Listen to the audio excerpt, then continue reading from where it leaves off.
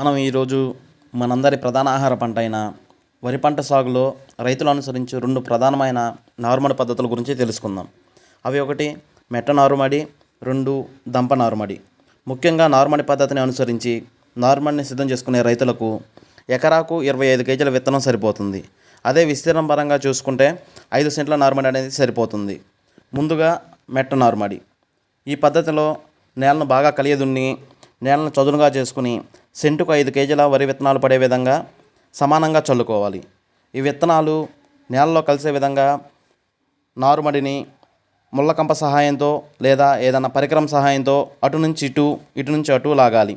దీనివలన నారుమడికి నీరు అందించే సమయంలో విత్తనాలు స్థానచలనం జరగదు.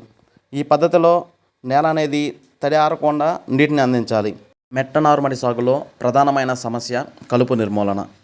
దంప నారుమడికి సంబంధించిన పూర్తి సమాచారం మరొక వీడియోలో తెలుసుకుందాం. వ్యవసాయానికి సంబంధించిన మరిన్ని విషయాలు తెలుసుకోవడానికి మన యూట్యూబ్ ఛానల్ని సబ్స్క్రైబ్ చేసుకోండి.